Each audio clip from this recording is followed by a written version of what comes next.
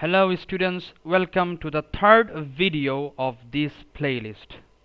So in this third video, we will be solving question number 3 from P4 January 2024 paper. So let's see question number 3. Basically, question number 3 is from differentiation part of your P4 syllabus.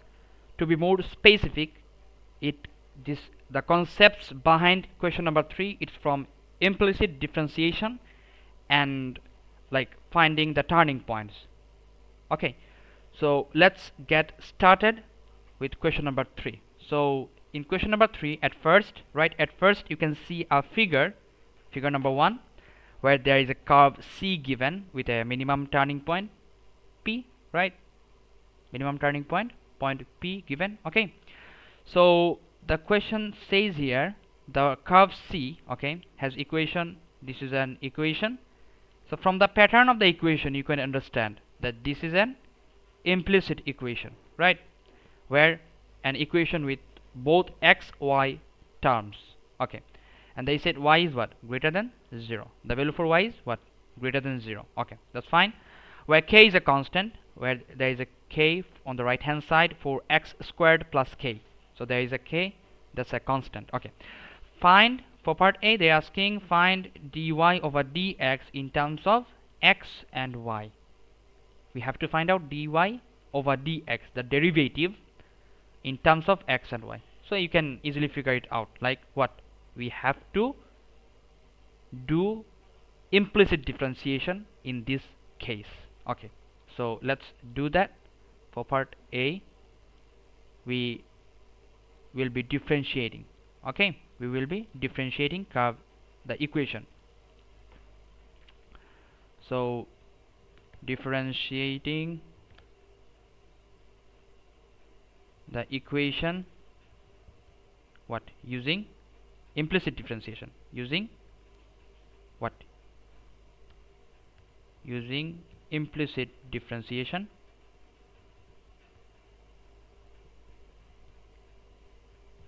What we get? What we get? Let's see. Look at first. Y square times x.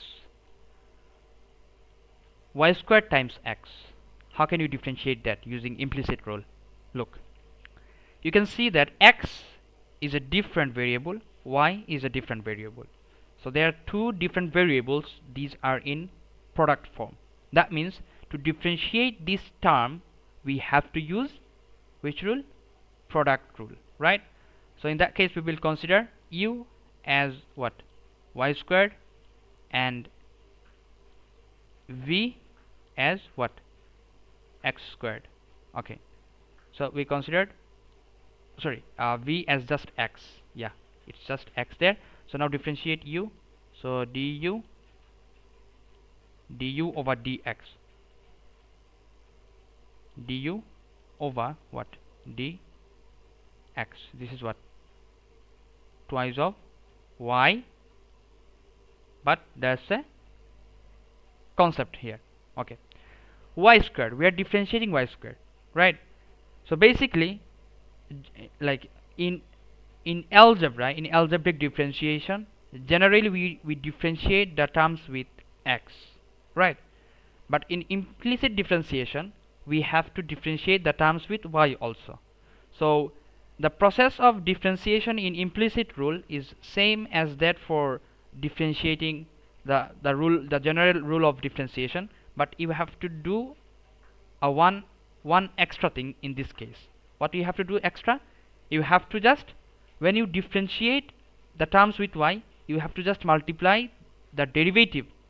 After differentiating y, the terms with y, using the general differentiation rule, you have to multiply the term with dy over dx. That's the extra thing you need to do in this case. So let us do that. We differentiated y squared, so we have to multiply what? Dy over dx with its derivative, and then we are differentiating x on the other side. So dv over dx, it is what? It will be just 1. So dv over dx, it says it will follow the general rule of what? Differentiation. Now product rule. So for product rule, what you will get? Cross multiply. Okay, that's a simple process. What? Cross multiply. V times du over dx. We differentiated u and v simultaneously, and then you will just like multiply them. What? Cross product. You will like multiply what? Like this cross product and then add them up. That's it. So you will get y square plus what? 2xy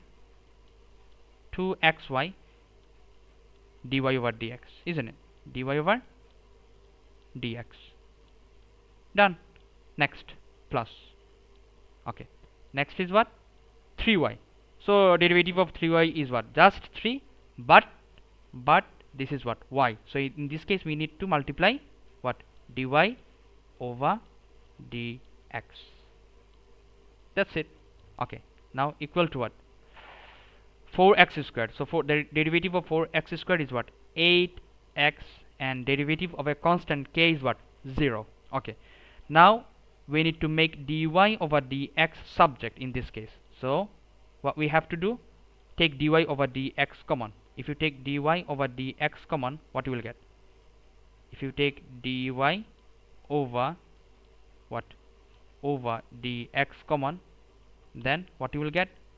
3 at first, 3 from there, and then 3 plus 2xy, 3 plus what?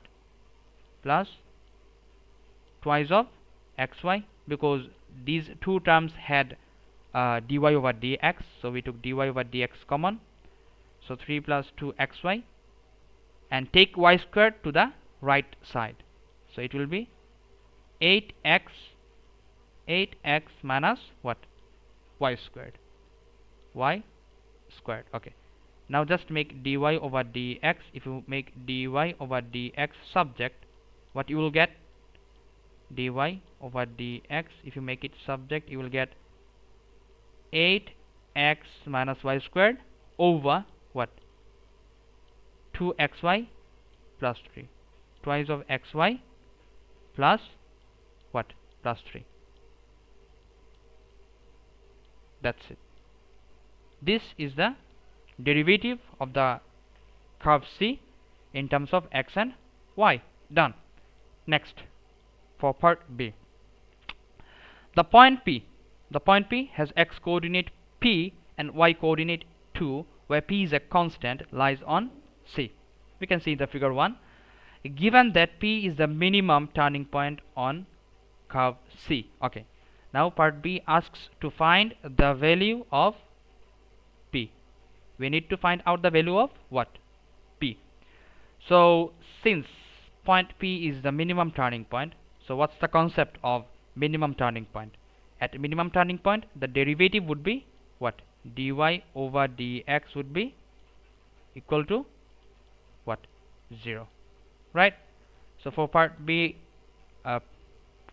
question B part 1, we will consider what? Dy over dx equals to 0. So if you consider dy over dx 0, then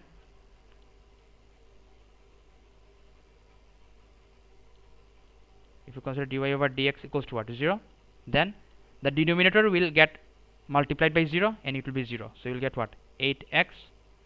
We will get 8x minus what? Y squared equals to 0.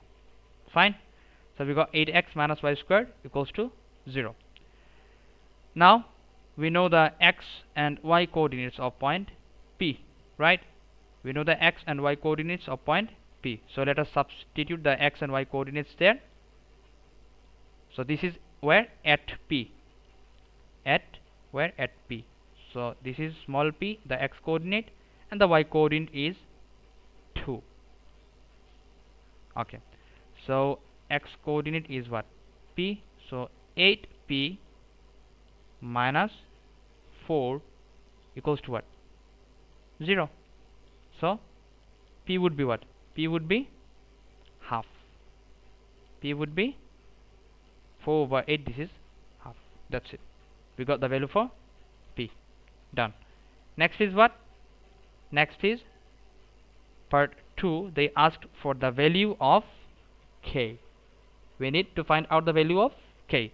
This is even more easier, right? How? K is a constant, right? And in this equation, the only constant that is unknown, that is what? K. And basically, we know a point P, right, which lies on this curve. It has coordinates, what? The x coordinate half, we found that in part 1. And the y coordinate is what? 2. So if you just substitute the coordinates, you will get the value for k. Pretty easy, simple. So let us substitute what? The coordinates of point P. So P is what? P is half, the x coordinate is half, the y coordinate is what? 2. So if you substitute these into the equation, what you will get? Y squared x, right? Y squared would be 4. So 4 times, it will be what? 4 times half. And then what's there? 4 times half, and then plus 3y. 3y is what? 3 times 2, this is what? 6, right? Equal to what? Take 4x to the left, so it will be negative what? 4x squared. So x squared is 1 over 4. So that means it will be what? 4 times what? 1 over 4, right? 1 over 4. So it will be what? Negative 1 basically. So this is equals to what? K. Now just make k the subject and do the summation. You will get your value of k. So 4 times half, this is 2, 2 plus 6, this is 8 minus 1, this is 7. So the value for k is 7. That's it. So that was all about question number 3 of P4 January 2024 paper. Fine.